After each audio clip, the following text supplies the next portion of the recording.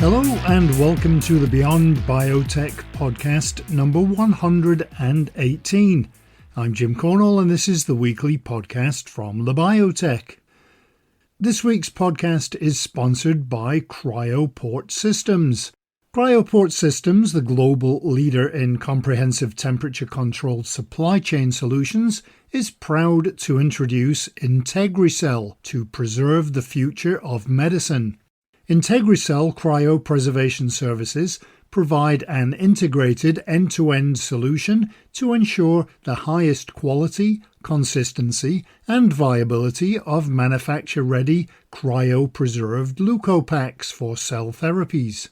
IntegriCell enables seamless, efficient, and reliable cryopreservation services combined with end-to-end supply chain solutions to support the treatment of patients worldwide. For more information, visit cryoport.com. This week we're taking a look at an important subject, and that is women working as CEOs in the biotech space. Kate Yen is the CEO of oncology biotech Auron Therapeutics. Auron is working on the next generation of targeted cancer therapies by identifying and inhibiting the oncogenic cell states of cancer. Auron's AURIGIN platform uses AI and machine learning to compare normal cell states with cancerous cell states to identify novel cancer targets, optimal development models, and biomarkers to guide patient selection. Auron is building a pipeline of small molecule targeted therapies led by AUTX703, which is being developed for the treatment of solid tumors and hematologic malignancies, including acute myeloid leukemia. So, our guest today is Kate Yen, CEO of Auron Therapeutics. But first, before we talk about your company, maybe you could fill us in a little bit on the journey to that point, because you do have an interesting background. Definitely. I've always really been interested in research, was trying to decide whether I wanted to go to medical school or do basic science research. And I worked in a lab after college, and I really got the bug to really try to understand the mechanisms of disease and how cells operate to promote cancer or other diseases. And so I decided I wanted to go to grad school. So I did my PhD at UCLA. And I studied transcriptional regulation. So that's sort of understanding how genes get turned on and turned off in disease states. But, it was very cell specific. And I was really wanting to be more broad and apply my science from a translational perspective into, helping patients. And so I moved into a lab at UCLA to do my postdoc, where I was working with Charles Sawyers there. And I developed a genetically engineered mouse model of prostate cancer. So overexpressed a specific gene in the mouse prostate, and then those animals came down with cancer, and then trying to understand how the mechanisms by which that gene drove the tumors, and then how we could think about treating those tumors to help patients. And so from there, I really wanted to get into drug discovery and applying my understanding of basic science. So I moved to Merck, worked there for a few years, really applying and understanding the mechanism of drug discovery and how drugs are developed for cancer. But I was really missing kind of that deep mechanistic understanding. And so I was recruited to Agios Pharmaceuticals, where I worked for almost 10 years. And I led the translational biology team for the lead program at the company, which is called IDH mutations. And there I was able to decipher the mechanism by which these mutations were promoting tumors in acute myeloid leukemias, as well as in solid tumors such as chondrosarcoma, cholangiocarcinomas, and low-grade gliomas. And really interestingly, the biology is not what we had expected. These mutations were able to cause a block in differentiation or maturation of normal cells. So basically, the mutation was causing proliferation of early progenitor cells that were forming the tumor. And when we inhibited those mutations, we were able to push terminal differentiation or push the cell state, which caused the tumor cells to mature and stop dividing. And so I was really interested by this mechanism. We developed 3 drugs. 3 drugs have now been approved based on this mechanism, which I'm really excited about. But, the company Agios had taken off in a more clinical, late stage clinical, and I was kind of wanting to go back and how could you apply this mechanism to other disease indications? But I couldn't find any companies that were doing this. So I got the bug. I had a really great mentor there who was talking to me, and he said, look, go start your own company. And I thought that was like completely insane. I'm a molecular biologist by training. I'm a deep thinking scientist. So that to me seemed quite foreign. But he connected me to Wilmer Hale, which is a huge corporate law firm. And they had this program called Quick Start, where they're willing to take entrepreneurs with really interesting ideas and provide legal advice and help for incorporation. And then you pay them back later if you get successful. So I did that. I incorporated the company and I went out and raised about $1.5 million from friends and family just to try and identify other genes or pathways that could be causing tumor cells to prevent their differentiation. And I was able to bring in some computational biology expertise into the company with that money and do some really early biology and computational biology to help us identify early targets. With that friends and family round of financing, we got a little bit of traction, started the very baby form of our platform, but it was enough to get real venture capitalists interested in what I was doing.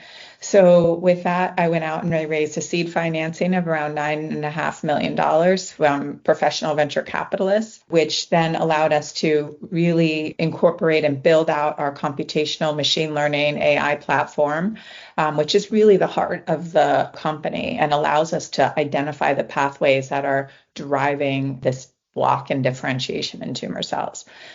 So from there, we continued to build out our drug discovery capabilities and our basic science. We've now, from the growth of the company from the seed, we were able to raise a Series A financing in July of 22 with about $48 million. And that has continued to allow us to build the platform and then build out our pipeline of drug targets.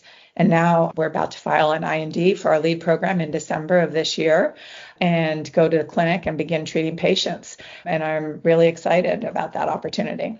When you started your company, obviously science is your background. Was it kind of daunting in a way, having to do all of the other things involved with running a company, like hiring and the legal stuff, and just it's just so much more than what you were initially focused on? Yeah, you're absolutely right. I was really fortunate at my time at Agios. When I joined Agios, I was the 11th employee. And for about 2 years, we only had 20 people at the company. And so in early biotech, you get exposure to all parts of the business, right? The deep science, but you also get to see the business and the decisions, and you get to kind of get a roadmap of how a company, a biotech gets built. So I had that experience. Yes, my job there was focused in the biology, but I got exposed to all the other. And then I've always felt that it's very important to build out your network and collaborate with folks. And so when I started the company, of course, I don't have the business background. So I went back and started pulling my network in of people who I know have business experience, who can come in and advise me, people with legal experience, business experience, hiring, HR, all those pieces that have to come together for the company. So I really tapped into my friends there as well and utilized them to help build out the group. You already mentioned some of the things that you're doing at the company. I wonder if you could go into a bit more detail about the diseases that you're taking on and the drugs you're developing and the mechanisms of action. Yeah, absolutely. So our lead program is the development candidate is called AUTX703. And this is the molecule that we will be filing to enter clinical trials next year in early Q1. But this drug targets a particular protein called CAT2A. And this is a protein that during normal development is on in early stem and progenitor cells. But as normal cells terminally differentiate, it gets shut off.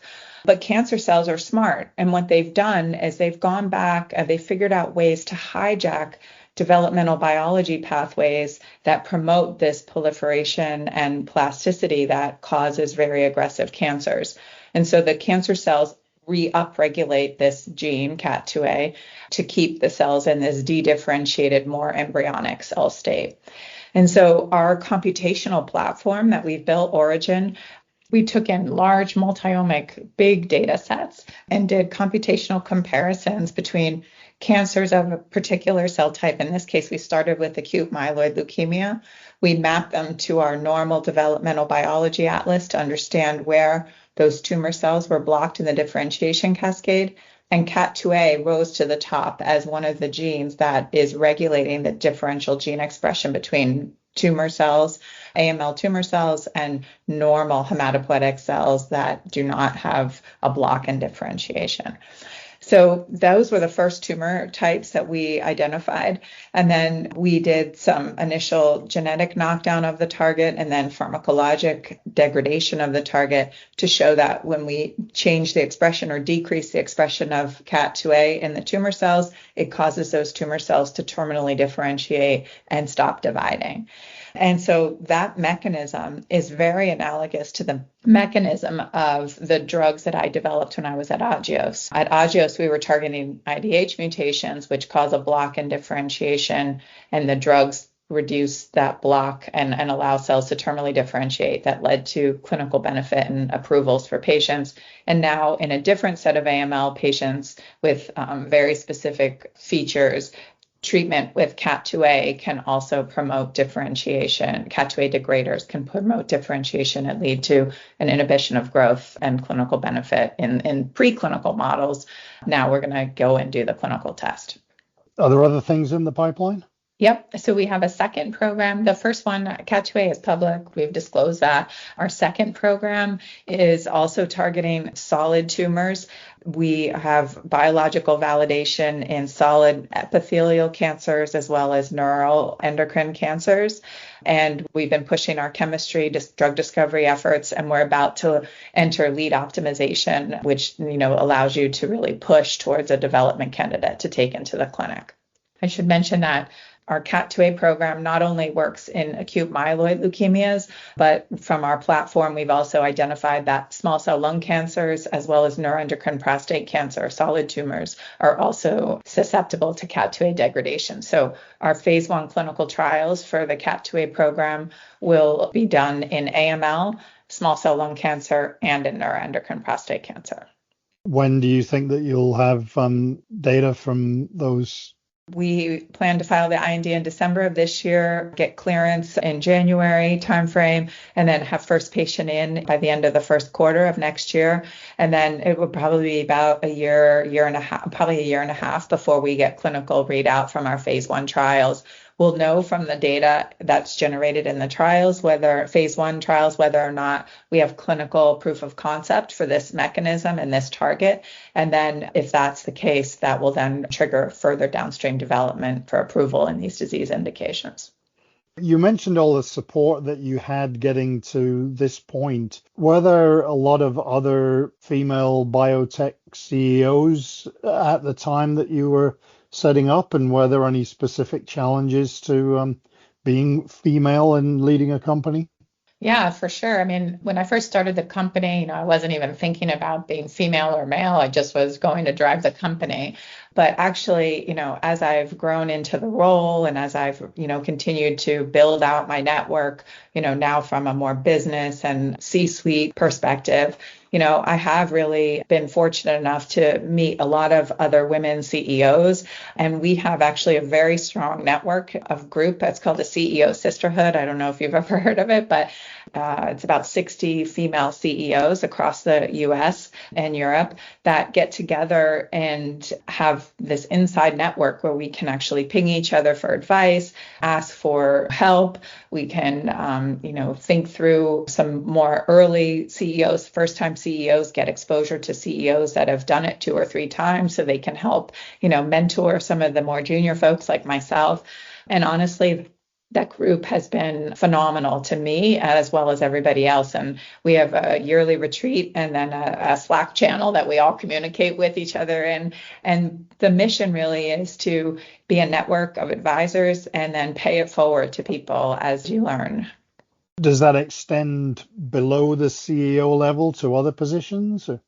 So this group is particularly focused in female CEOs, but there have been other groups that have started from different disciplines. I know they're building one from a finance perspective, the CFOs, also from CMOs.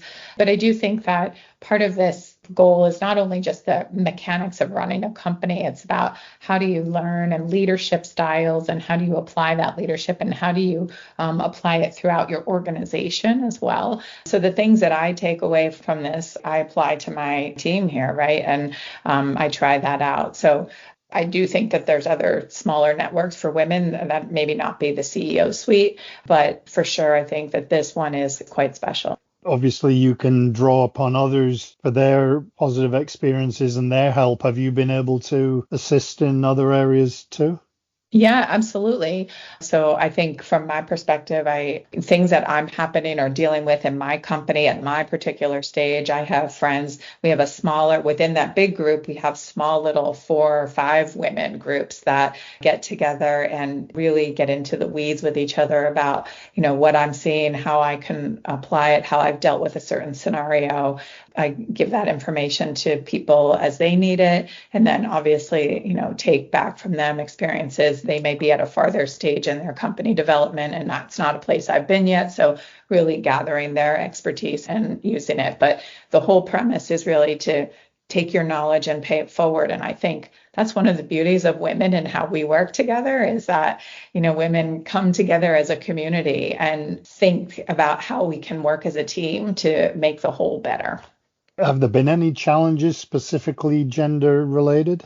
For me, moving into the boardroom and being a CEO, like I didn't start my career to do this, right? That, I ended up here based on my entrepreneurship.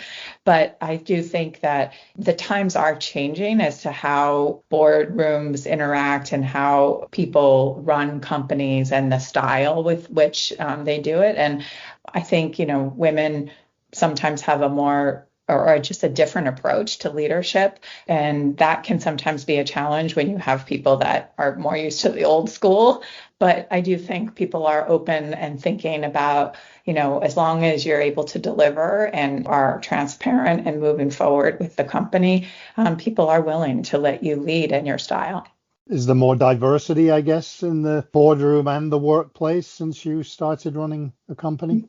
Yeah, I definitely think so. Even over the last 4 or 5 years, I think, more women are coming into the boardroom, getting CEO roles and being able to influence their style of leadership. And we see this at conferences. There's still a long way to go, though. I mean, you can go to these banking conferences and you'll see maybe 10% of the companies that are represented there are women CEOs and the rest are all male, right? And so there's definitely room to grow and improve, but I think it is starting to take a turn. And I also think that people are beginning to see that this leadership style that women can come to the table with is effective. And the more chances women get to be able to prove that, I think it'll just, help the diversity as it expands and downstream.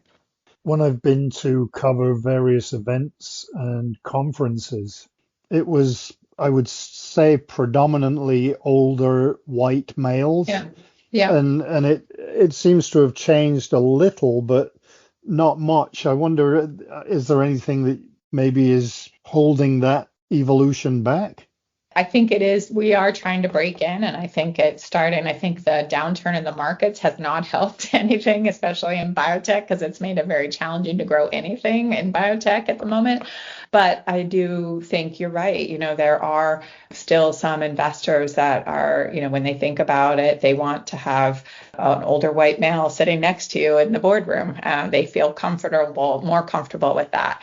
I think that we will break that mold as success stories come out and continue to evolve. And I think, but like I said, there's definitely more work that needs to be done.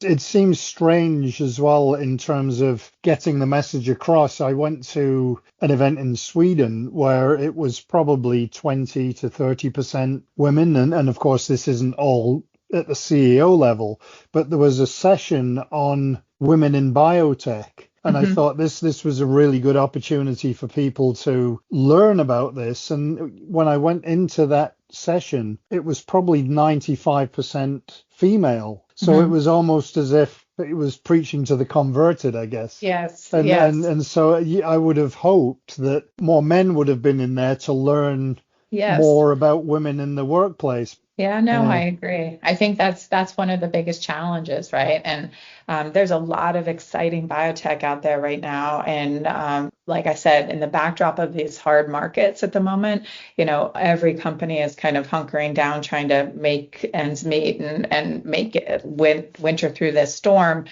But, I do think there's a lot of great female CEOs leading great companies. And I think when the market, opens back up, we're going to see a lot of that kind of flourish. And I think hopefully that will begin to open people's eyes to the leadership styles of women and how they work together can bring real value to companies. about time too. I think Yeah. it's definitely need that evolution. Does that extend to, and do you see any change or improvement in the hiring of minorities, Hispanic population, African Americans? Because that also seems to be underrepresented.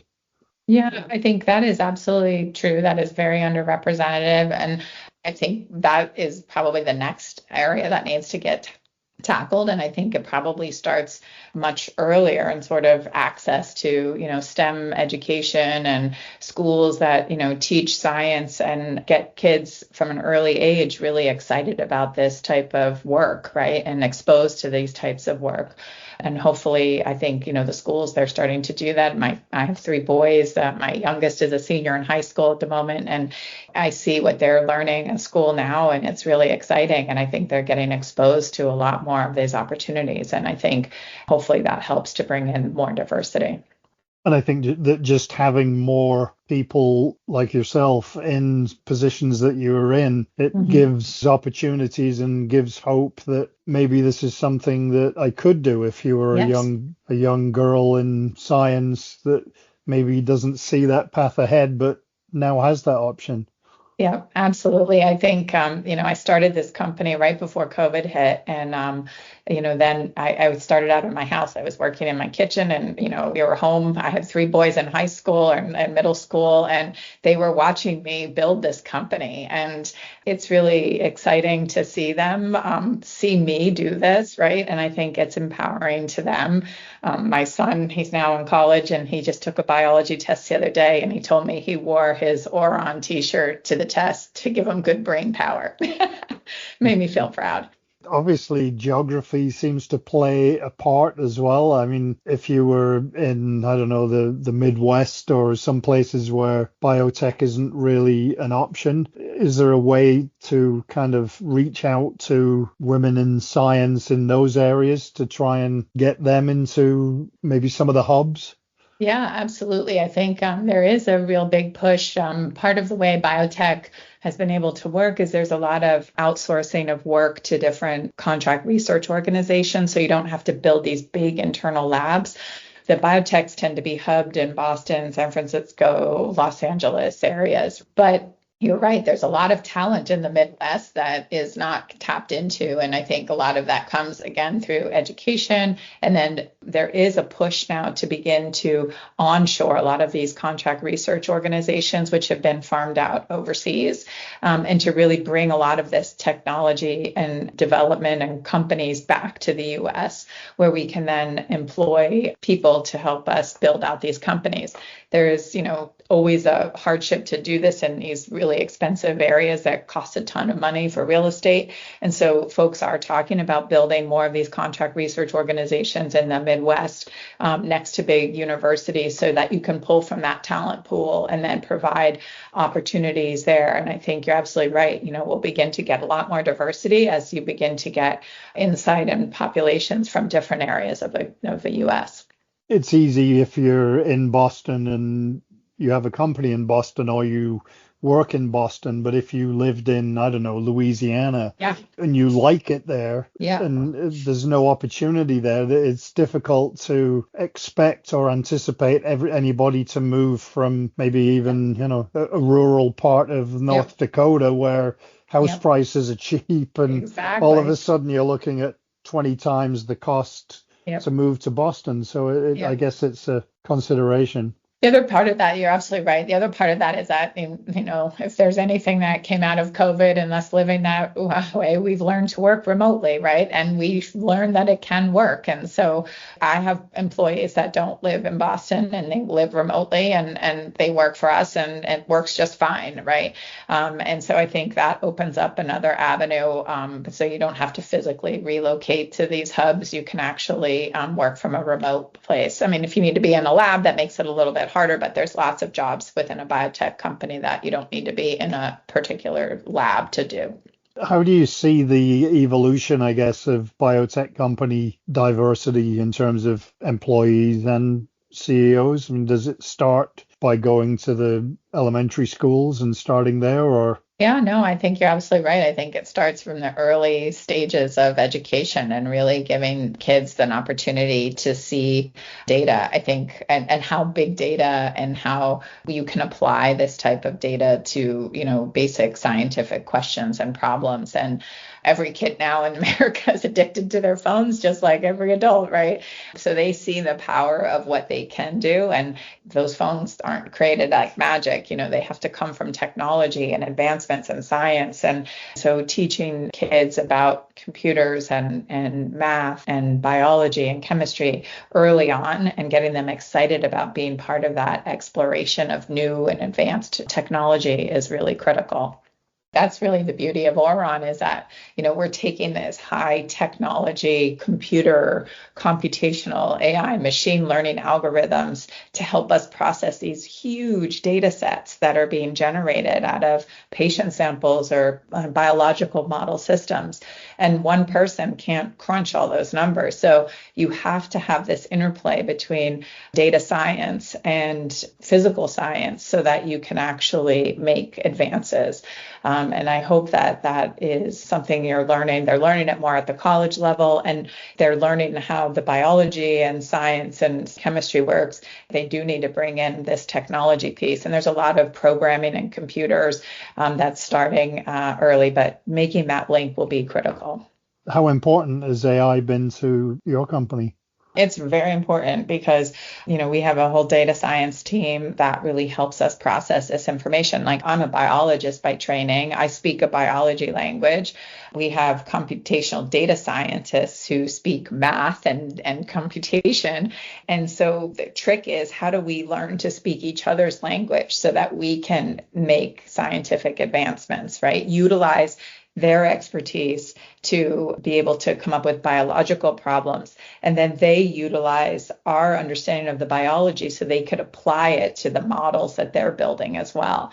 And that has really been the core sauce, special sauce, if you will, of Auron, is that from day one, we really brought those two disciplines together and made sure that we were working hand in hand as we identify and discover new targets for drug discovery. And I guess that now we've moved into this era of AI, the next big question seems to be how sustainable AI is. I mean, it's kind of an interesting problem, right? I mean, everything is a system, right? A system biology, like one perturbation leads to multiple perturbations and one change leads to different changes. So you have to think about it as the whole, right? Not just an individual part. And I think that's one of the things that as a woman, I like to look at as a leader, right? I look at the whole organization and how as an organization, what are we trying to accomplish? And then individual parts of that organization, how do they function? But how do they feed back to the whole of the company? And, my style of leadership is also in that vein. sometimes you have to take one on the chin for the greater good, right? Because, it might be a loss for the initial piece, or you might give up something initially, but you get something much better in the long run. And I think women are pretty good at doing that. They learn how to see the greater good. And I hope that can be celebrated and fostered as more female CEOs come in and really drive success in their companies. We only have 20 people at our company. We're a very small, little, lean company. And I really like that because we don't have layers of bureaucracy. So you don't have politicians selling you something up the chain.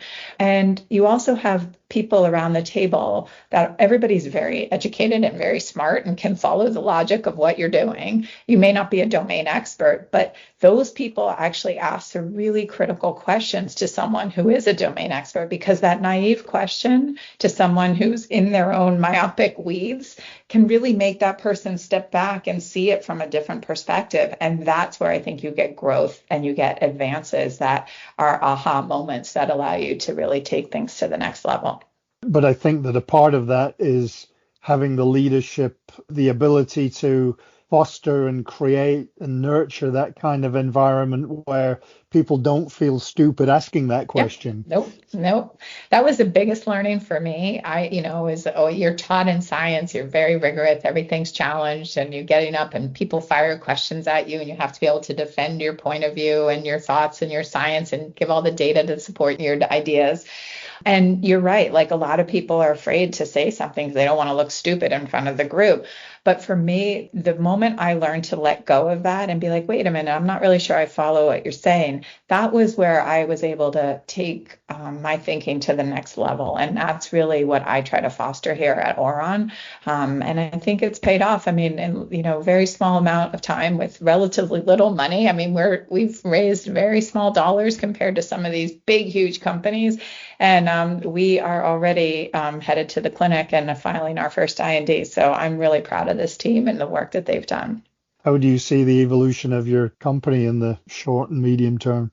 Yeah, so I think the first, sort of acute evolution will be we're going to become a clinical organization, which is, a big change. We've been a preclinical organization, and now we're going to bring on the clinical teams, and, those are going to drive a lot of the work that happens. And so that's going to be something that the company's going to have to adjust to. But the other part is that I think, we've built this really exciting platform to look at and identify targets for oncology. But I think that this platform we've built could also be the framework to help identify drug targets outside of oncology as well, where changes in cell state are leading to disease. Examples of that are inflammation and immunology and cardiovascular disease. All of these areas are untapped potential for our platform. And so we're beginning to think about expanding our capabilities outside of oncology as well, but one step at a time.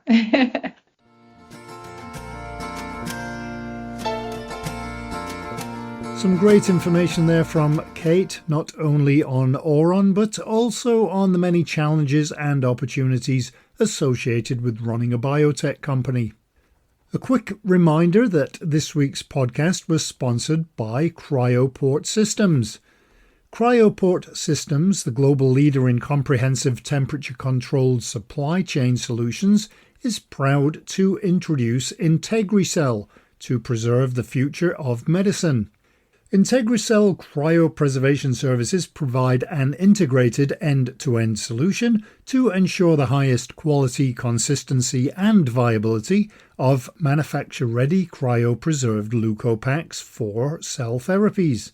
IntegriCell enables seamless, efficient and reliable cryopreservation services combined with end-to-end supply chain solutions to support the treatment of patients worldwide. For more information, visit cryoport.com.